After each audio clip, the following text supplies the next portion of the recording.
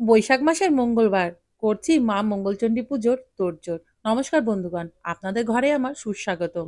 কিছু জিনিস আসেনি, সেটারই অপেক্ষা হচ্ছিল। জিনিস আসলেই সব তাড়াতাড়ি জোগাড় করে নিয়ে মন্দিরে দৌড় মারবো, কারণ পুজো দিতে হবে, সময়ও পার হয়ে যাচ্ছিল। তারপরে তো আমরা মন্দিরে চলে এসেছিলাম। এখানে অনেকের পুজো হয়ে গেছিল, ব্রতকথা পড়া শুরু হয়ে গেছিল। এই যে এখানে ব্রতকথা পড়া হচ্ছিল মা মঙ্গলচণ্ডীর, আর এইখানে হচ্ছিল পুজো। আমিও লাইনে দাঁড়িয়ে পড়েছিলাম।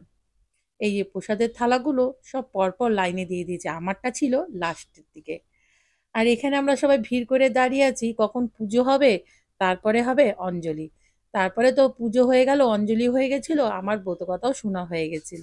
এই মন্দিরে আছে বাবা ভোলানাথের মন্দির। এখানে এসে আবার বাবা ভোলানাথের মাথায় একটু জল দিয়ে বাবাকে একটু শান্ত করলাম, যা গরম পড়েছে। আমার মতন আবার এখানে অনেকেই আছে।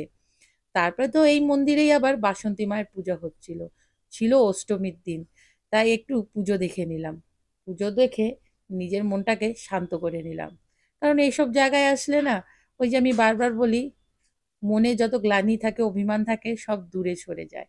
তারপরে তো পুজো দেখে নিয়ে বাড়ির পথে রওনা দিয়ে দিলাম। আবার নতুন কিছু নিয়ে আমি খুব শীঘ্রই আসছি। সবাই সুস্থ থাকবেন, ভালো থাকবেন। সবাইকে টাটা।